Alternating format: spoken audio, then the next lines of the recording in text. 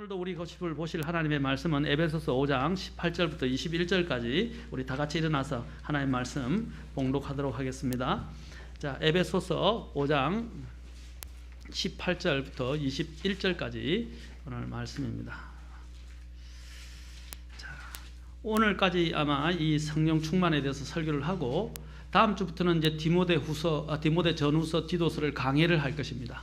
그래서 이제 강해해서 성경을 하나씩 알아가고 특히 교회가 무엇인지에 대해서 하나씩 알아가면서 우리가 공부할 테니까 가능하면 많은 분들이 오후 예배에 참석해서 하나님의 말씀을 강해를 들을 수 있으면 좋겠고, 수요일에는 하나님의 성품에 대해서 하나님의 이름을 통해서 하나님의 성품을 알아갈 것입니다. 그래서 하나님의 이름을 배우고 있습니다. 그래서 여러분들이 수요일에도 쭉 오시고, 아니면 부득이 모르시게 될 경우는 홈페이지에 통해서 이 말씀을 들을 수 있으면 좋겠습니다. 에베소서 5장 18절부터 21절까지 우리 같이 한 음성으로 주님 앞에 말씀을 읽도록 하겠습니다. 자, 시작. 술 취하지 말라. 거기에는 과도함이 있나니 오직 성령으로 충만하라. 시와 찬송가와 영적 노래로 너희 자신에게 말하며 너희 마음속에서 주께 노래하고 선율을 만들며 모든 일로 인해 우리 주 예수 그리스도의 이름으로 항상 하나님 곧 아버지께 감사하고 하나님을 두려워하는 가운데 서로에게 복종하라. 기도하겠습니다. 하나님, 오늘도 하나님의 말씀을 높이시옵소서. 그리고 말씀의 권능을 주시옵소서. 또 말씀의 생명이 우리 안에 맺히도록 인도해 주시옵소서. 이 자리를 통해서 우리의 모든 초점이 주님께로 가고 주님을 닮아가고 주님 안에서 변화를 가져올 수 있도록 인도해 주시옵소서. 성령께서 이 자리를 모든 것을 주장해 주시고 제 허물과 또 부족함과 연약함을 감추시고 주님만이 이 시간 나타나고 주님께서 영광 받으시기를 원하며 예수님의 귀한 존함을 받들어 기도하옵나이다. 아멘. 앉으시겠습니다.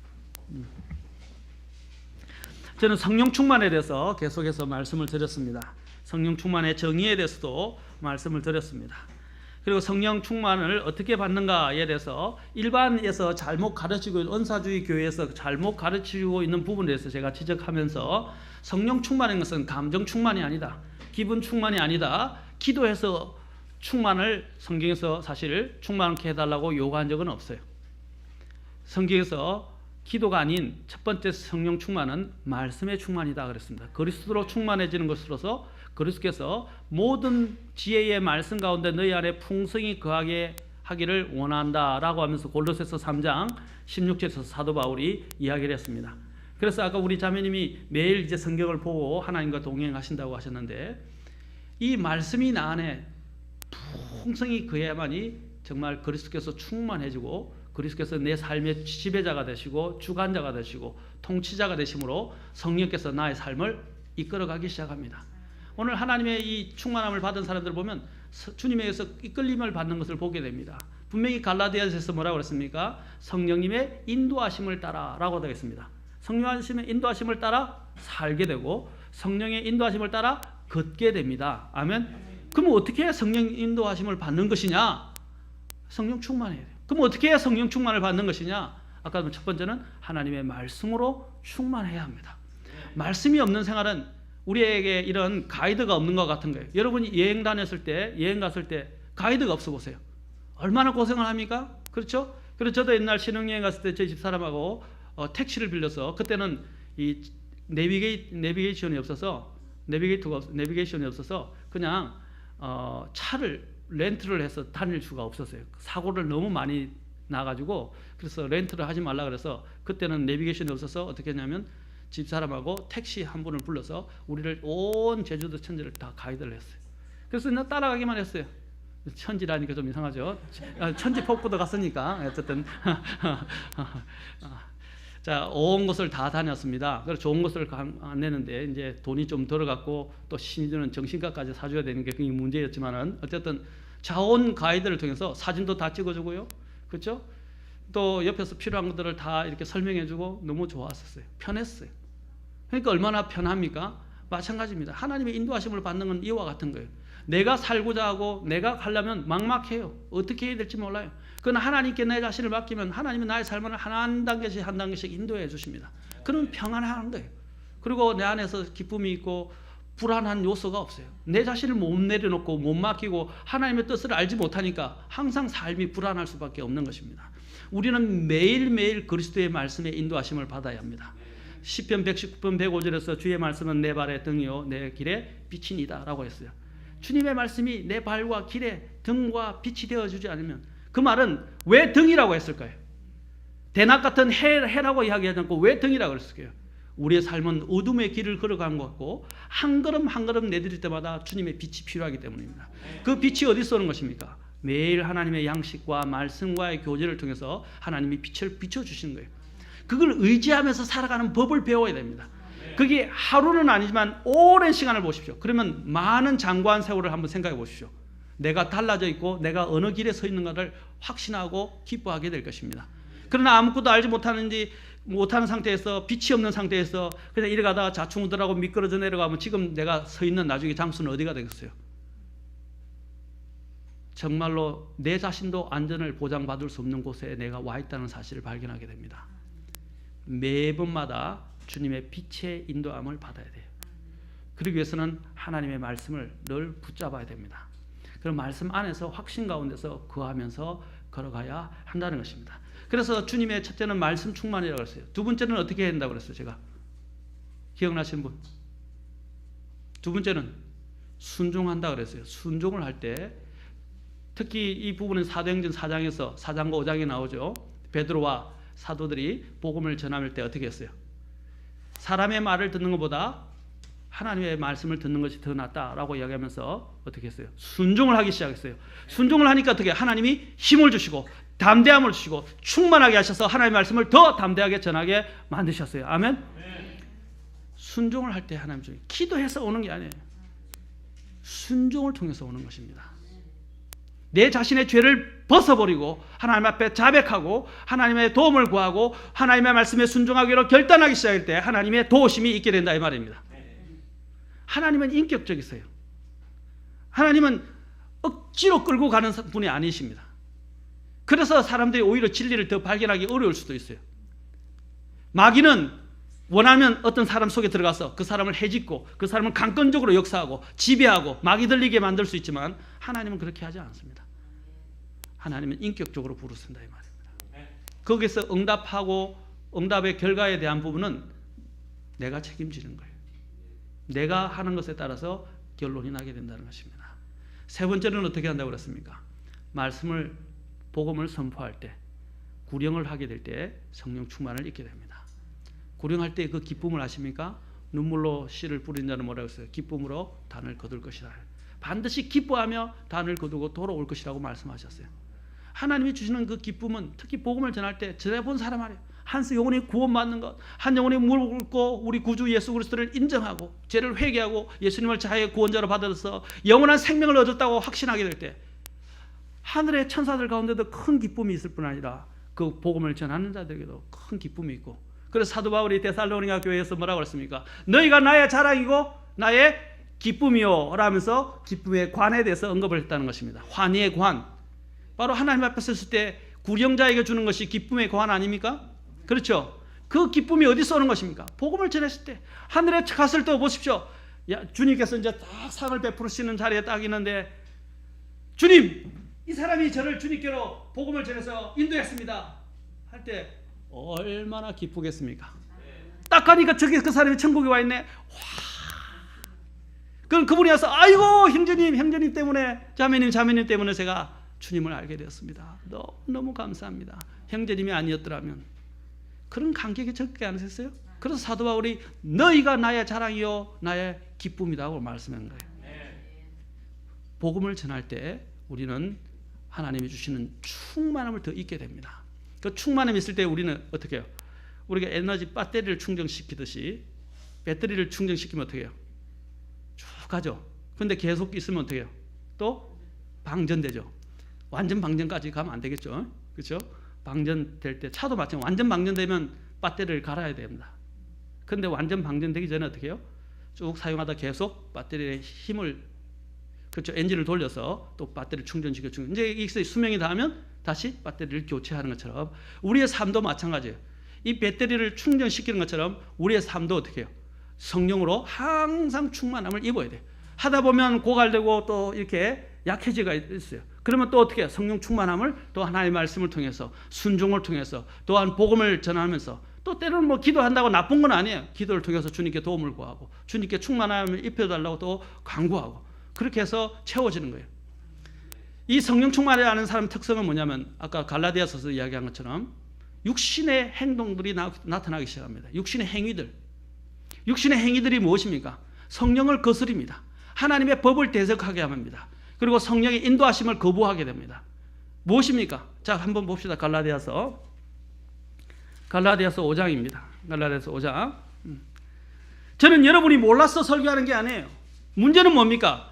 우리가 알고 있다고 이야기하지만 사실은 알고 있는 대로 살지 않는다는 거예요. 그리고 실제적인 삶에 가면 알았던 거 다 까먹어요. 우리가 수업 들을 때는 저도 그랬어요. 수업 들을 때는 다 이해하는 것 같고 다 알았어요. 근데 시험 치니까 다 엉망이에요. 왜 그렇습니까? 그게 내게 아니거든요. 맞습니까? 내게 돼야 돼요. 내 것이 돼야 된다 이 말입니다. 하나님의 말씀도 여러분이 지금 들을 때는 아는 것 같고 다 들었던 것 같죠? 근데 지금 내 것이 아니에요. 실제적인 삶에 가면 다 꼬꾸라져요. 다 나자빠져요. 왜 그렇습니까? 왜 실패합니까? 왜 꼬꾸라지는 것입니까? 그게 내 것이 아니거든요. 내 것이 되어야 돼요. 내 것이. 그래서 이 말씀을 보십시오. 육신의 행위들이 어떤 것인지. 자, 16절부터 봅시다. 성령 안에서 걸으라 라고 말합니다. 그런즉 내가 이것을 말하노니 곧 성령 안에서 걸으라. 그리하면 너희가 육신의 욕심을 이루지 아니하리라. 육신의 욕심이 어떤 식으로 나타나는지 19절에 나와. 이제 육신은 성령님을 대적하여 욕심을 부리고 성령은 육신을 대적하나니 이 둘이 서로 반대가 되므로 너희가 원하는 것들을 너희가 능히 하지 못하느니라. 잘 보세요. 원하는 것이라는 걸 잘 보세요. 원하는 것. 욕구의 욕구. 예? 내가 하고자 하는 바를 이야기해요. 그러나 너희가 성령의 인도함을 받으면 율법 아래 있지 아니하라. 율법에 대해서도 자유로워진다. 율법이 더 우리에게 이렇게 무거운 것이 중한 것이 되지 않는다는 것입니다. 19절 보십시오. 이제 육신의 행위들은 명백하니 이것들이라 곧 간음, 음행, 부정함, 세교, 우상숭배, 마술, 증오, 불화, 경쟁, 진노와 다툼, 폭동과 이단 파당, 시기와 살인과 술취함과 흥청됨과 또 그와 같은 것들이라. 내가 또한 전에 너희에게 말한 것 같이 이것들에 대하여 미리 너희에게 말하노니 그런 것들을 행하는 자들은 결코 하나님의 왕국을 상속받지 못하리라. 자, 육신의 행위들은 처음에는 이게 성과 관련되어 있어요. 요즘 이 현대의 이 문화가 뭘 우리에게 자극합니까? 현대들이 가장 성적인 것을 자극해요. 그렇지 않습니까? TV를 봐나 어디를 봐라 다 성적인 것과 관련되어 있어요. 현혹을 받는다 이 말입니다. 육신의 행위들은 이와 같은 것들이 나타나요. 여기서는 단 이례적인 뿐 아니라 이제 이런 삶이 계속 나타나기 시작한다 이 말입니다. 이런 것들은 하나님의 법을 대적하게 만들어요. 그리고 성령님의 인도하심을 따라가지 못하게 만든다는 것입니다. 우리가 주님 안에 충만하게 거하지 않고 방전이 되기 시작하면 이런 것들이 내 삶 속에서 드러나기 시작해요. 나쁜 것들이 들어오기 시작하고 부정한 것들이 들어오기 시작하고 더러운 것들이 들어오기 시작하고 그런 것들에 내 삶이 점점 되면서 나타나기 시작해요. 통제력이 없어지는 거예요. 배터리 힘이 없으니까 활기를 못 치는 거예요. 생명력이 없어지는 거예요. 마찬가지로 하나님은 성령으로 충만해서 우리의 영적인 배터리가 항상 차 있기를 원하시는 것입니다. 아멘. 그래서 저도 휴대폰을 가지고 다니면서 휴대폰이 우리 특히 혜원이가 그런데 더 민감하더라고요. 70%만 되면 더 불안해가지고요. 이거 충전시킨다고 항상 충전기를 맨날 꽂고 있는 거예요. 그래서 내가 30%까지 괜찮다. 그런데도 50%만 되면 막 난리예요. 그래 괜찮다 30% 그때만 꼽아도 늦지 않다 그러는데 얼마나 열심히 충전을 시키는지 저도 마찬가지로 충전을 웬만하면 20% 이상 안 내려가게 항상 충전을 시킵니다. 그래서 다음 시간에 대비할 수 있도록 어디를 가더라도 빨리 빼서 바로 갈 수 있도록 항상 대비를 해요. 왜냐하면 나중에 가면 배터리를 어디 충전도 못 시키고 배터리가 가가지고 연락이 안 되는 경우도 생겨요. 급하게. 그래서 저는 핸드폰의 노예가 되고 싶지는 않지만은 어쨌든 급하게 해결을 해야 할 때 전화 받을 때 못 받을 경우가 생기더라고요. 또 심지어는 AS도 온다고 그러고 이전에 교회에 있을 때는 AS도 오고 하는데 핸드폰을 안 갖고 온 거예요. 난감한 거예요. 전화 연락이 안 되니까. 그러니까 뭐 물건도 못 받게 되고 일도 못 보게 되고 또 누구를 만나게 되는데 만남이 엇갈리게 되면 또 제대로 만날 수도 없게 되고 중요한 모임인데 그래서 어떻게 해요? 다시 집에 가서 핸드폰을 가져옵니다. 그런 적도 많아요. 왜 이렇게 우리가 충전을 시키는 것입니까? 그 일은 핸드폰을 통해서 내가 하고자 하는 일들을 잘 원활하게 처리하기 위해서입니다. 마찬가지입니다. 우리의 영적 삶이 방전이 되게 되면 우리의 삶은 이런 육신적인 행위들로 가득 차게 돼요. 그래서 하나님이 우리에게서 성령 충만을 명령하시고 이것을 통해서 하나님의 능력과 권능을 힘입어서 살기를 원하신다는 것입니다. 아까도 얘기했죠. 육신의 소욕이라고 해요. 소욕이라고. 육신의 욕심. 육신의 욕심이 뭡니까? 내가 하고 싶은 대로 살고 싶은 거예요. 삶을 그렇게 무방비하게 방치시키지 마세요. 우리는 지금 이 생활 습관들이 잘못된 게 뭐냐면 우리의 이 오늘날 현대인들의 큰 특징이 뭐냐면 네 생각대로 해, 네 느낌대로 해, 네 마음대로 해. 이것들이 팽배해 있어요. 전에보다 더 해요. 사탄이 했던 것 중에 하나가 무엇입니까? I will 5번이나 I will이라고 이야기합니다. 뭡니까? 내가 원하는 대로 하겠다라는 것이었어요. 제가 전에도 말씀드렸죠. 아담이 왜 타락하게 됐어요? 하나님의 법이 엄연히 있는데도 하나님 앞에서 내 마음대로 하고 싶다. 그랬잖아요. 그래서 이브가 주는 사과를 먹어서는 안 된다. 사과가 아니고 이브가 주는 선악과를 먹어서는 안 된다고 생각은 했는데 거역하고 선악과를 먹었어요. 그 말은 무엇입니까? 하나님이 뭐라고 말씀하시든 내 마음대로 한번 살고 싶다 이런 뜻이에요. 사탄이 그 생각을 이 아담과 이브에게 준 거예요. 하나님의 명백한 법이 있는데도 불구하고 어떻게 해요? 내 마음대로 한번 살고 싶다는 거예요. 그게 타락의 시작이 된 것입니다. 오늘날 현대인들의 문제가 뭐예요? 오늘 특히 젊은이들에게 있어서 가장 큰 문제가 뭐예요? 반역이 왜 일어나는 거예요? 내 마음대로 하겠다는 거죠. 기분 나쁘다. 내 하고 싶은 대로 한번 살고 싶다는 거죠. 살아봐라 이 말이에요. 살아봐라. 성경이 그래요. 한번 살아보아라. 전도서 한번 가봅시다. 전도서 12장 11장과 12장을 잠깐 보겠습니다. 하나님이 뭐라고 말씀하세요? 젊은이들이 자기 마음대로 살고 싶어 하니까 어떻게 해요? 한번 살아봐라 이렇게 이야기하십니다. 그런데 어떻게 되는가? 성경이 이야기한다는 겁니다. 자, 11장 9절부터 12장 2절까지 한번 봅시다. 특히 우리 젊은 청년들 잘 들으세요. 한번 살아보세요. 여기 특히 청년이여 하잖아요. 젊을 때 하나님을 찾으라고 지금 여기에서 이야기합니다. 청년이여 라고 이야기합니다. 왜? 청년들이 자기 하고 싶은 대로 살고 싶거든요. 꿈이 많고 하고 싶은 것도 많고 그렇잖아요. 구애 안 받고 싶고 지 기분대로 지 감정대로 하고 싶은 대로 살고 싶은 거예요. 그러니까 성경이 뭐라고 그래요? 자 보세요. 같이 9절부터 12장 2절까지 읽겠습니다. 시작. 오 청년이여 내 젊은 때를 기뻐하라. 내 젊은 시절에 내 마음이 너를 기쁘게 하고 내 마음이 원하는 길들로 걸으며 내 눈이 보는 대로 걸으라. 그러나 이 모든 일로 인하여 하나님께서 너를 심판자리로 데려가실 줄 너는 알라. 그러므로 슬픔을 내 마음에서 제거하며 악을 내 육체에서 치우라.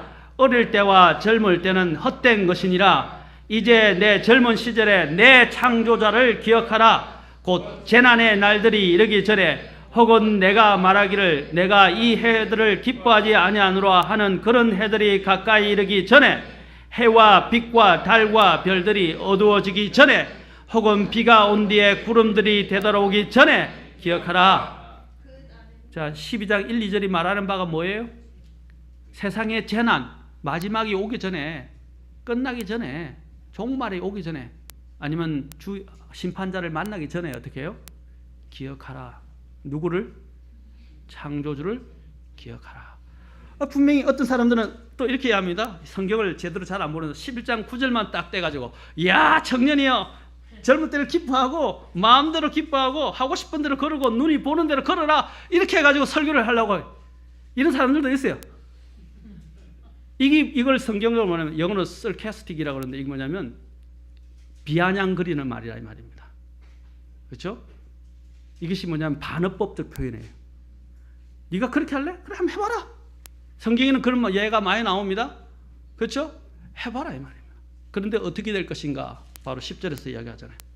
이 모든 일들로 인하여 하나님께서 너를 심판의 자리로 데려가실 줄 너는 알라. 여러분, 심판은 무서운 것입니다. 우리는 이 심판에 대한 두려움을 알아야 됩니다. 우리의 욕구들을 통제할 수 있도록 만들어진 것이 무엇입니까? 내가 원하는 바대로 내 마음대로 내 눈이 보는 대로 걸어가지 않도록 나를 지켜주고 통제하게 하는 것이 무엇입니까? 내 안에 계신 성령께서 하시는 것입니다. 성령께서 하나님의 말씀을 통해서 또한 우리의 양심을 통해서 바로 이렇게 역사하셔서 우리는 하여금 우리의 이런 육신을 지켜내게 하는 것입니다. 육신의 죄에서부터 지켜주는 거예요. 하나님의 영이 없으면 우리는 통제력을 잃습니다. 능력을 잃어버린다 이 말입니다. 세상이 얼마나 악합니까? 세상이 얼마나 그 영향력이 강합니까? 마귀는 말할 필요도 없어요. 눈에 보이지 않지만 마귀는 얼마나 강한지 아십니까? 그런데 우리는 우리 자신을 방치시켜서 배터리가 방전되는 줄도 모르고 계속 방치하고 내버려둬요. 그 말은 뭡니까? 죄가 날 잡수십시오. 마귀가 날 잡아 먹으십시오 하고 내 자신을 내어주는 것과 똑같은 거예요. 그렇죠? 그런 상태가 방전된 상태가 계속 오래되면 어떻게 돼요? 방전됐는데 이제는 충전을 시켜도 충전이 안 돼요. 그거는 의지가 마비된 거예요. 다시 말하면 믿음에서 파선한 거고 양심이 화인 맞은 거예요. 불로 달군 쇠로 찢어져서 마비가 된 거예요. 자, 배터리가 우리가 그렇죠. 차가 배터리가 몇 번 방전되면 어떻게 돼요? 더 이상 충전을 시켜도 돼요? 안 돼요? 안 되죠. 그때는 어떻게 해야 돼요? 완전히 새 거로 교체해야 돼요. 똑같습니다, 여러분. 우리가 하나님의 말씀 앞에서 방전된 채 계속적인 삶을 살게 되면 하나님이 어떻게 하신지 아세요? 그 사람 생명을 그냥 끝냈습니다. 그래서 그냥 천국에 데리고 가셔서 천국 새 삶으로 그냥 살으라고 그렇게 하세요. 이 땅에서는 더 이상 이제 모든 몫을 잃어버렸다고 하나님이 평가하시는 거예요. 제가 지금 경고를 하기 위해서 여러분들을 위협하기 위해서가 아니라 하나님이 우리를 다루시는 방법. 하나님이 우리에게 이런 연명을 하게 하시고 기회를 주시는 것은 하나님의 선하심 때문입니다. 하나님의 오래 참으심 때문입니다. 아멘. 그런데 하나님의 선하심과 오래 참으심을 우리가 기만하고 하나님의 선하심과 오래 참으심을 조롱하면서 살면 안 된다 이 말입니다. 로마서에서 뭐라고 그랬습니까? 너희가 하나님의 선하심과 하나님의 오래 참으심을 멸시하느냐라고 말하고 있어요. 그 선함과 오래 참음이 너희를 회개로 인도하는 줄 알지 못하느냐라고 말하고 있어요. 그 선하심과 오래 참으심은 우리로 하여금 우리를 깨닫고 하나님 앞에 겸손하게 회개하고 주님께 더 나아가기 위해서입니다. 아멘.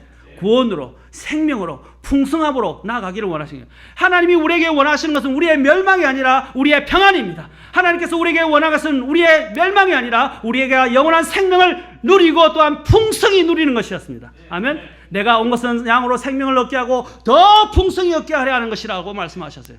그게 주님이 우리를 위해서 오신 목적이에요. 그런데 우리가 멸망에 이르게 된 이유는 무엇 때문입니까? 주님 때문입니까? 나 자신 때문입니까? 내 자신 때문이에요. 사랑하는 성도 여러분, 여러분의 삶이 방전되도록 만들지 마십시오. 아멘. 그것은 위험한 일입니다. 그것을 오래 가지 않게 하세요. 방전이 되는 것 같으면 빨리 충전시키세요. 그것은 어떻게 합니까? 기도하고 하나님의 말씀을 붙들고 그리고 또한 순종하고. 순종은 순종을 낳게 돼 있어요. 불순종은 또 다른 불순종을 낳게. 참 희한해요. 사도 사울에게 나타난 대언자가 뭐라고 이야기했습니까? 대언자가 그에게 나타나서 사무엘이 나타나서 뭐라고 그랬어요? 사무엘상 15장에서 너가 거역하는 것은 뭐와 같다 그랬어요? 마술제와 같다 그랬어요. 거역하는 것은 마술제가 이 무슨 뜻입니까? 여러분, 이 거역하는 이 영은요 굉장히 무서운 영입니다. 한번 거역하는 영이 마음에 들어와서 자리 잡기 시작하면 또 다른 거역을 부르고 그 거역이 계속 더 강도가 깊어져요. 그리고 나중에는 하나님도 모르는 자리에 하나님을 완전히 배반하고 하나님을 모독하는 자리에까지 나아갈 수 있다는 것입니다. 그게 얼마나 무서운 것이냐. 거역하는 것이 마술제와 같다 그랬어요. 우리 애들 보세요. 특히 제가 이야기하면 우리 애들이 어릴 때 단 거 안 먹이잖아요. 그렇죠? 근데 그 아이가 이제 맛을 이유식을 떼고 이제 맛을 딱 떼기 시작하는데 초콜릿 맛을 보기 시작했어요. 그럼 그 아이가 밥을 먹겠어요? 안 먹겠어요? 그 다음부터는 뭐만 원하겠어요? 초콜릿 달라고 막 이렇게 몸부림치면서 막 울고 땡깡 부릴 거 아닙니까? 그렇죠? 그래 엄마 약한 이제 마음이 약한 엄마들은 어떻게 해요? 안 돼! 라고 단호하게 이야기했는데 애가 땡깡 부리고 도저히 안 되니까 그래 사줄게. 근데 그 애가 또 초콜릿을 먹여요. 또 나중에 또 땡깡 부리니까 또 초콜릿 먹여요. 그럼 걔 어떻게 되겠어요? 걔는 영양 부족으로 문제가 생기기 시작해요. 맞습니까? 단호해야 돼요. 우리의 삶이 이와 같았어요. 죄를 한번 이렇게 맛보고 죄에 빠지기 시작하면 그 죄가 얼마나 달콤한지 그 맛을 잊을 수가 없어요. 우리는 알면서도 그게 잘못되고 내 건강을 해친다는 걸 알면서도 애들이 초콜릿을 찾는 것처럼 마찬가지로 우리가 이 죄가 잘못됐다고 알면서도 우리는 어떻게 해요? 그 죄에 빠져들어간다 이 말입니다. 그게 마술죄와 같아요. 내 이성과는 상관없이 자꾸 내가 빨려 들어가는 거예요. 그게 육신의 행위들입니다. 그래서 죄를 짓지 않는 게 좋아요. 죄를 지으면 그 죄의 역사나 그 죄가 우리를 끌어가는 힘은 말도 못해요. 특히 우리 젊은이들, 오늘 젊은이들 특히 요즘 중독적이 많잖아요. 게임 중독, 인터넷 중독, 휴대폰 중독. 중독이 뭐예요? 한번 맛을 보니까 어떻게 해요? 뇌에 있는 부분들에 호르몬이 분비가 달라지기 시작하면서 어떻게 해요? 그게 빠져들기 시작해요. 정상적인 이제 호르몬이 분비가 안 되라 그것을 통해서 느껴지는 그 맛을 느끼는 그 호르몬에 빠져들기 시작하는 거예요. 계속 분비하는 거예요. 그것에서 빠져들어가는 거예요. 현실이 아닌 것에 빠져들기 시작하는 거예요. 오늘 우리 아이들 보세요. 아이들이 지금 최고로 여기는 뭐예요? 휴대폰 아니에요? 우리 아이들도 그렇더라고요. 다른 매를 때리는 것보다 더 무서운 것이 휴대폰 빼앗는 거더라고요. 그 정도로 아이들이 빠져들어가 있어요. 인터넷 못하게 해보세요. 난리 납니다. 사랑하는 성도 여러분, 적당하게 딱 필요한 것에 대해서만 이용을 하고 그 이상을 가지 않으면 되는데, 저도 제 삶을 돌아볼 때 저도 엄격하게 교육을 받고 자랐지만 이제 크면서 성인이 되면서 누구도 나를 통제해 주지 않고 내 삶을 스스로 살아가면서 어떤 때는 너무나 힘들기도 하니까 내가 원하는 대로 내 자신을 맡기기 시작해요. 근데 이러면 안 되는데 하면서 계속 묻혀가기 시작해요. 그러다 보니까 그것이 어떻게 해요? 내 안에 힘이 생겨서 더 이상은 돌아가고자 해도 안 돌아가지는 거예요. 그게 습성이에요, 습성. 그 습관이 몸에 딱 들어오기 시작하면, 형성이 되기 시작하면 얼마나 강하게 우리를 집착하는지 아십니까? 그게 우리 고린도후서에서 이야기한 것처럼 요새를 형성해요. 요새가 뭐예요? 누구도 공격하거나 감히 그것을 함락할 수 없을 정도로 어떻게 해요? 강하게 딱 자리를 잡아버린다며요. 우리의 마음속에 나쁜 습관과 나쁜 죄성들이 그 안에 딱 형성을 시켜서 우리를 강하게 붙들어서 하나님께서 오는 영적인 것들 다 몰아버린다 이 말입니다. 그래서 고린도서에서 뭡니까? 그런 성을 만들고 요새를 형성하는 가장 첫 번째가 발판이 뭐라고 그랬어요? 생각의 영이라 이 말이에요. 그래서 성경에 생각의 영을 새롭게 하라고 말씀하잖아요. 그 생각의 영을 늘 새롭게 씻어주는 그 도구가 뭐예요? 하나님의 말씀. 그래서 주님이 뭐라 했어요? 말씀의 물로 너희를 씻어 깨끗하게 한다고 그랬어요. 하나님의 말씀으로 씻어내야 돼요. 계속. 그리고 요새를 계속 깨트려야 돼요. 그렇지 않습니까? 자, 고린도후서 한번 봅시다. 10장. 생각을 받아들이지 마세요.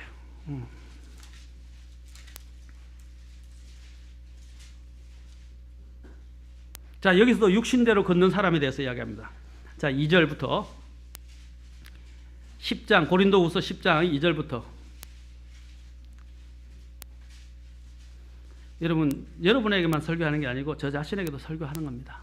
저도 하나님 앞에 약한 부분이 있어요. 그리고 아직도 완전히 새로워지지 못한 아직 습성들이 남아있어요. 저도 끊임없이 싸우고 있어요. 그래서 배터리를 항상 성령 충만으로 항상 방제를 충전시켜야 돼요. 그래야만이 이 부분을 이길 수 있어요. 여전히 나는 세상을 이 땅을 사는 동안 이 몸을 입고 있는 자는, 육신의 몸을 입고 있는 자는 동안은 어떻게 해요? 죄성을 가지고 있을 수밖에 없어요. 그렇죠? 그걸 이길 수 있는 방법은 내 힘으로 되는 게 아니에요. 2절부터 보세요. 너희에게 간청하노니 내가 너희와 함께 있을 때에 그 확신을 가지고 너희를 담대히 대하지 않게 하라. 그러나 우리를 육신에 따라 걷는 자로 생각하는 자들에 대하여 내가 그런 확신을 가지고 담대히 대할 줄로 생각하노라. 비록 우리가 육신 안에서 걸으나 육신을 따라 싸우지는 아니하느니 우리의 전쟁 무기는 육신에 속하지 아니하고 하나님을 통해 강력하여 강한 뭐라고 했어요? 요새예요. 이런 강한 요새들을 어떻게 해요? 하나님을 통해서 무너뜨린다고 되어 있어요. 우리 안에는 이 죄성으로 인해서 요새가 딱 자리 잡고 있다 이 말입니다. 그 요새를 어떻게 해요? 무너뜨려야 돼요. 어떻게? 하나님을 통해서 육신의 무기가 아니라 영적 무기로. 자, 어떤 거냐? 그 요새를 형성하는데 가장 원동력이 되는, 우리가 요새를 쌓을 때 이렇게 큰 돌들을 쌓아주잖아요. 그 돌들이 뭐예요? 그 돌들이 여기서 뭐라고 하냐면 상상이라고. 5절 보세요. 우리는 상상하는 것과 또 하나님을 아는 것을 대적하여 스스로를 높이는 모든 높은 것들을 무너뜨리고 모든 생각을 사로잡아 그리스도께 순종하게 하며. 뭐라고 그랬어요? 요새를 형성하게 하는 그 돌들이 되는, 그렇죠? 요새를 쌓게 만드는 돌들이 뭐라고 그랬어요? 상상 또는 생각이라고 그래요. 생각. 이 생각은 무서운 겁니다, 여러분. 모든 삶의 죽음의 문제도 사실 생각에서 와요. 충동적인 살인과 의도적인 살인이 있죠. 그렇죠? 미필적 고의도 있지만 뭐 고의도 있고, 그렇죠? 그러나 이런 고의적인 죄와 충동적인 살인은 좀 달라요. 법에서도 다룰 때 다르죠. 그렇죠, 우리 형제님? 그렇죠? 다르지 않습니까? 그렇죠? 동기를 살펴봅니다. 그러나 고의적인 살인은 이미 계획되어 있어요. 범행이 계획되어 있죠. 근데 그게 어디서 시작되느냐? 성경은 그와 같이 이야기해요. 그거는 것이 어디서 시작되느냐? 생각에서부터 시작되는 거예요. 우리의 고의적인 다 죄들은 다 생각에서부터 시작되는 거예요. 이 나쁜 생각들, 잘못된 생각들, 부정한 생각들, 더러운 생각들, 죄된 생각들을 받아들이기 시작하면서부터 그 죄에 의해서, 권능에 의해서 끌려가기 시작하는 거예요. 생각을 통제해야 돼요. 들어오는 생각을 다 받아들이지 마세요. 하나님은 우리에게 주체력을 주시고 내 안에 주님을 주셨어요. 주님이 아닌 다른 나쁜 생각들은 다 누가 주는 거예요? 사탄이 주는 겁니다. 그 생각을 통제해야 돼요. 어리석은 사람들이나 약한 사람들은 생각이 들어오는 대로 그걸 다 받아들이고 있어요. 그리고 생각이 나를 끌어가는 대로 끌려다녀요. 열이 끌려다니고 저리 끌려다니고, 생각이 꼬리에 꼬리를 물고 꼬리에 꼬리를 물고, 이 생각 갖다가 그래 시간을 다 버려. 하루 정도로 하루 왼쪽이 생각에 빠져 있어요. 근데 그 생각이 좋은 걸 결론을 만들어주냐? 대개 보면 좋은 걸로 만들어주지 않아요. 그 생각이 어디로 가느냐? 극단적인 길로, 나쁜 쪽으로 나를 끌고 간다 이 말입니다. 생각이 들어올 때 하나님은 우리에게 성령을 통해서 우리가 주체적으로 선택할 수 있는 의지를 주셨어요. 우리가 어떻게 해요? 그 생각을 차단해야 합니다. 어떻게 해서 모든 생각을 사로잡으라 그랬죠. 그렇죠? 네. 그렇죠? 네. 우리 집사님 나와보세요. 네. 생각이 이렇게 오면 잘 보여드려야 될 것 같아요. 우리 집사님 나오세요. 네, 여기 생각입니다. 생각이 이렇게 싹 들어오기 시작해요. 내 앞에서. 생각이 이렇게 왔다 갔다, 죄송해요. 너무 그렇게 하지 마시고. 오해합니다. 생각이 이렇게 왔다 갔다 이렇게 자꾸 같아요. 그러다가 안쪽으로 쑥 오기 시작하면 어떻게 했어요? 안 돼! 하면서 어떻게 생각을 이렇게 다 사로잡아서 포로시키라 이 말이에요. 포획. 그렇죠? 그 다음에 어떻게 끌어다가 예수 그리스도 앞에 딱 무릎 꿇으세요. 예수 그리스도 앞에 이렇게 딱 꿇게 사로잡아 복종케 하라 이 말입니다. 이해하시겠죠? 근데 이 생각을 풀어주기 시작하면 어떻게 생각이 들어서, 아까 우리 집사님 내보다 더 크잖아요. 나를 이렇게 내가 이제 못해요. 그렇죠? 예, 고맙습니다. 제가 실제적으로 여러분에게 좀 이해를 돕기 위해서 실제로 하는데 실제로 그렇다는 것이죠. 그렇죠?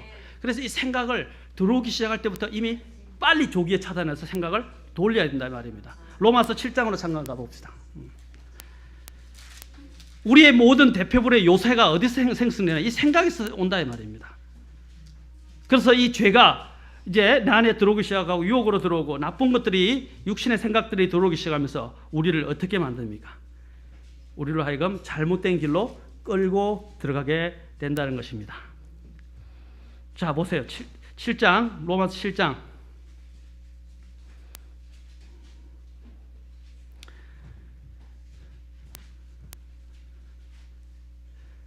자, 17절부터 봅시다. 그런즉 이제 그것을 행하는 자는 더 이상 내가 아니요 내 안에 거하는 죄니라. 내 안에 곧 내 육신 안에 선한 것이 거하지 아니하는 줄 내가 아노니 원함은 내게 있으나 선한 그것을 어떻게 행할지는 내가 찾지 못하노라. 이는 내가 원하는 선은 내가 행하지 아니하고 도리어 내가 원치 아니하는 악을 곧 그것을 내가 행하기 때문이라. 이제 내가 원치 아니하는 그것을 내가 행하면 그것을 행하는 자가 더 이상 내가 아니요 내 안에 거하는 죄니라. 그런즉 내가 한 법을 발견하노니 곧 내가 선을 행하기 원할 때에 악이 나와 함께 있는 것이로다. 내가 속 사람을 따라 하나님의 법을 즐거워하나 내 지체들 안에서 다른 법이 뭐라고 했어? 내 생각의 법과 싸워 내 지체들 안에 있는 죄의 법에게로 나를 뭐라고 했어? 사로잡아 가는 것을 내가 보노도다. 그 생각에 내가 갖고 있는 원래 좋은 생각에 이 새 사람의 생각에 이게 반하는 생각들이 들어와서 어떻게 해요? 그 죄가 그러한 것들로서 내 지체들 안에 있는 것들을 사로잡아서 어떻게 해요? 내가 이 죄의 생각들, 나쁜 생각들을 사로잡아 포획시키지 않고 그리스도께 복종시키지 않는다면 어떻게 돼? 이 생각의 법에 반하는 나쁜 죄된 생각들이 나한테 들어와서 내 지체들 안에서 어떻게 해요? 죄의 법 아래로 나를 끌고 들어간다 이 말입니다. 집사님이 내보다 힘이 강하죠? 죄가 우리보다 힘이 강해요. 그래서 우리가 하나님을 통하여 강력한 요새들을 무너뜨리는 거예요. 나는 하나님이 필요해요. 아멘?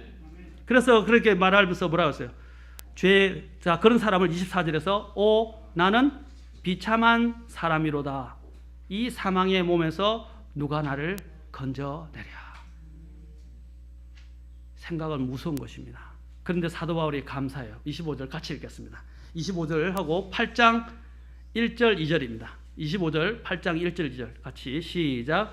예수 그리스도 우리 주를 통하여 내가 하나님께 감사하노라. 그런즉 이와 같이 내 자신이 생각으로는 하나님의 법을 섬기되 육신으로는 죄의 법을 섬기노라. 그러므로 이제 그리스도 예수님 안에 있는 자들에게는 정죄함이 없나니 그들은 육신을 따라 걷지 아니하고 성령을 따라 걷느니라. 이는 그리스도 예수님 안에 있는 생명의 성령의 법이 죄와 사망의 법에서 나를 해방시켰기 때문이라. 아멘. 생명의 성령의 법이 죄와 사망의 법에서 나를 해방시킨다 그랬어요. 그렇죠. 그래서 25절에 이것을 해줄 수 있도록 모든 우리의 권능이 되시고 또 근거를 마련해 주신 분이 누구예요? 예수님 아닙니까? 그래서 25절에 예수 그리스도 우리 주를 통하여 내가 하나님께 감사하노라 그랬어요. 근데 내 자신이 뭐라서 생각으로는 여기 생각으로는 잘 보세요. 생각으로는 누구를? 하나님의 법을 섬긴다 그랬어요. 이 생각이 하나님의 법의 지배를 받아야 돼요. 우리의 마음이 하나님의 법의 통제를 받아야 돼요. 아멘? 그러면 뭐라고 했어요? 육신으로는 죄의 법을 섬기지만 그걸 제어할 수 있게 돼요. 물리칠 수 있게 된다 이 말입니다. 생각의 요새가 내 안에 들어오도록 하지 마세요. 이것은 무서운 겁니다. 우리가 빠져들어가는 죄의 문제, 여러 가지 염려의 문제, 모든 문제는 어디서 온 것입니까? 생각을 통제하지 못하기 때문에. 그 생각이 어떻게 됩니까? 마음의 감정에 영향을 줘요.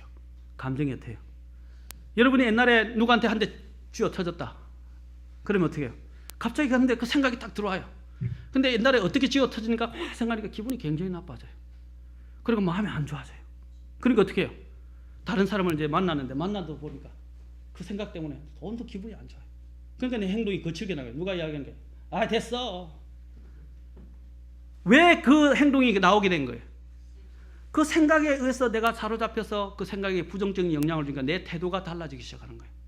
세상이 바뀐 게 아니라 내 마음이 바뀌기 시작한 거예요.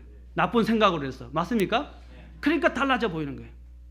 이러한 부분들을 차단할 수 있도록 내 생각으로는 하나님의 법을 섬겨야 되는 말이에요.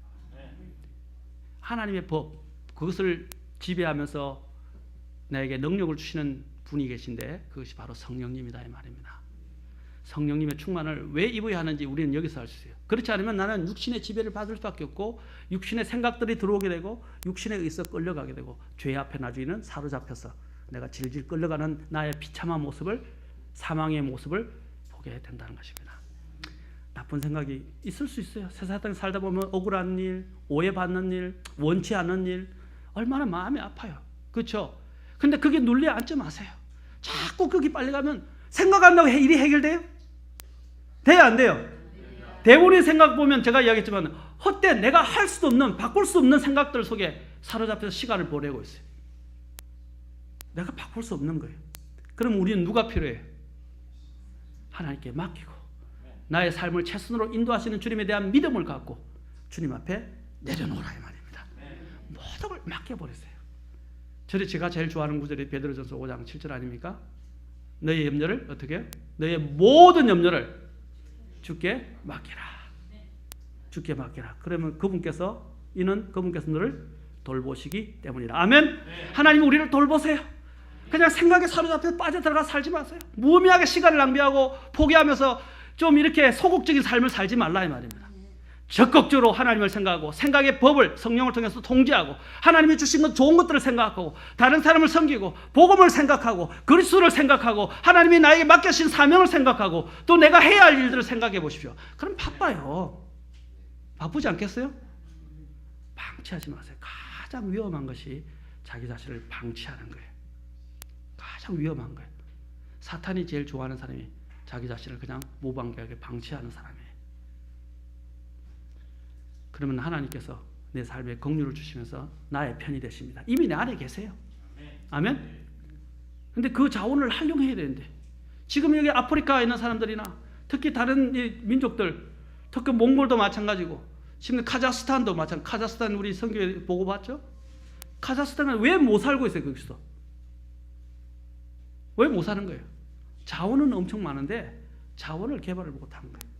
맞습니까? 이미 하나님이 우리에게 성령의 능력을 이기신 예수님께서 우리 안에 거하시고 성령님을 위로자로 주셨어요. 아까 외웠잖아요. 그 성령님이 어떻게 내 안에서 이제 개발되어져서 분명하게 이렇게 충만하게 나타나야 되는데 그걸 그냥 내버려 두고 방치시키고 개발을 안 하는 거예요. 그럼 질 수밖에 없는 거예요. 그 개발을 하는 단계가 뭐예요?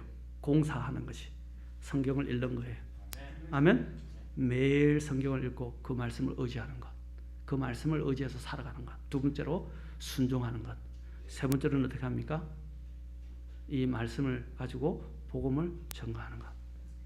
그러면 내가 힘이 막 솟아요. 기쁨이 찾아오기 시작해요. 여러분 기억하세요? 제가 여기 교회에 부임하기 전에 초대받아서 설교 처음 하러 왔을 때 제가 뭘 설교했어요? 그리스도인의 기쁨의 비결에 대해서 이야기했죠. 맞습니까? 제가 그때 기쁨을 왜 잃어버렸는지, 어떻게 기쁨을 회복하는지 기억나세요? 왜 제가 그 설교를 했을 것 같아요?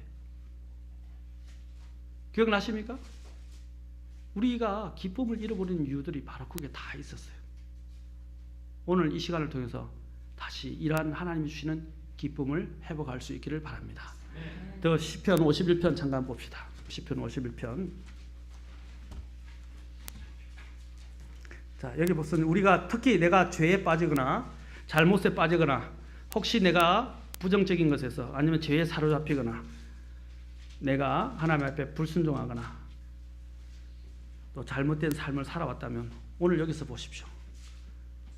시편 기자 다윗이 죄를 범하고 난 다음에 그가 하나님 앞에 자신의 죄를 고백합니다. 1절부터 계속 보십시오. 자신의 죄를 고백하는 부분이 나와 있습니다. 그래서 4절에 보면 3절에 보면 내가 내 범죄들을 시인하오니 내 죄가 항상 내 앞에 있나이다. 내가 오직 주께만 죄를 짓고 주의 앞에서 이 악을 행하였사오니 이로써 주께서 말씀하실 때에 어떻게 된다고 했어요? 의롭게 되시고 판단하실 때에 깨끗하게. 하나님의 말씀을 이야기하고 있죠? 맞습니까? 자, 자기의 본성적인 부분을 5절에 죄성을 이야기합니다. 5절. 보소서 내가 불법 가운데 형성되었으며 내 어머니가 죄 가운데서 나를 수태하였나이다. 자, 그러나 마음에 보십시오. 보소서 주께서는 속부문에 있는 진실함을 원하시오니 나로 하여금 엄밀한 부분에 있는 지혜를 알게 하소서. 그래서 이야기하면서 그래서 어떻게 이제 깨끗게 되어서 7절에 웃을 추로 나를 정결케 하소서. 내가 깨끗하게 되리이다. 나를 씻기소서 내가 눈보다 더 희게 되리이다. 8절 나로 하여금 뭘? 기쁨과 즐거움의 소리를 듣게 하사 주께서 꺾으신 뼈들이 기뻐하게 하소서. 죄가 들어오고 내가 실패하게 되면 기쁨을 빼앗기게 돼요. 그 기쁨을 어떻게 회복하는가? 여기서 지금 이야기해요. 자백하고 하나님의 말씀으로 씻어야 돼요. 그렇죠? 맞습니까? 그러면 씻어진다면, 지워진다면, 그리고 기쁨을 회복한다고 말하고 있어요. 다 10절 보세요. 오 하나님이여 내 안에 깨끗한 마음을 창조하시고 내 속에 올바른 영을 새롭게 하소서. 나를 주의 앞에서 쫓아내지 마시고 주의 거룩한 영을 내게서 거두지 마소서. 자 12절 같이 읽겠습니다. 시작. 주의 구원의 기쁨을 내게 회복시켜 주시고 주의 자유로운 영으로 나를 떠받쳐 주소서. 아멘. 기쁨의 회복을 시켜달라고 그러죠. 그리고 자유로운 영으로 나를 떠받쳐. 진리를 알지니 진리가 너희를 자유케 하리라. 사랑하는 성도 여러분, 이렇게 성령 충만한 삶이 내 안에 있게 될 때 어떻게 해요? 내 삶은 질적으로 달라집니다. 아멘. 부정적인 삶이 죄가 나를 엄습하고 나를 짓누르고 나를 끌고 갈 수가 없어요. 죄를 지었다 할지라도 우리에게는 뭡니까? 긍휼이 풍성하신 하나님이 계셔서 죄를 빨리 자백하라 이 말입니다. 그러면 용서받고 그리고 그 용서를 근거하여 믿음으로 어떻게 해요? 다시 주님 앞에 전진하면 돼요. 근데 내가 또 어떤 사람들은 죄를 자백했는데 계속 너 진짜 구원받았어. 너는 구원 못 받았어. 너는 계속 죄 지었어. 너는 그 모양 국고에 항상 안 돼. 누가 그렇게 하는 거예요? 마귀가 와서 자꾸 의심을 넣고 너는 하나님이 버린 사람이야. 더 이상 너는 안 돼. 하나님이 포기한 사람은 없어요. 아멘. 내가 내 스스로를 포기할 뿐입니다. 죄 지었다면 어떻게 해요? 믿음으로 주님이 약속하셨어요. 그분은 신실하시고 어려우셔서 우리가 죄를 자백하면 우리의 죄를 용서해 주시고 모든 불의에서 우리를 깨끗게 하시겠다고 요한일서 1장 9절에서 약속하셨어요. 그럼 그 약속을 믿고 내가 죄를 자백했다. 진실로 마음을 타면서 주님 용서해 주시옵소서. 제가 잘못했습니다. 주님은 용서하시는 분을 믿습니다 하고 기도했다면 어떻게 해요? 용서 받은 거예요. 그럼 끝내라 이 말입니다. 근데 기도해놓고 와서 진짜 하나님 내 용서해 주셨을까? 그건 마귀가 주는 거예요. 하나님은 진실하십니다. 그 말씀에 있어서 신실하신 분이에요. 우리 자신들이 그게 노예가 되지 마세요.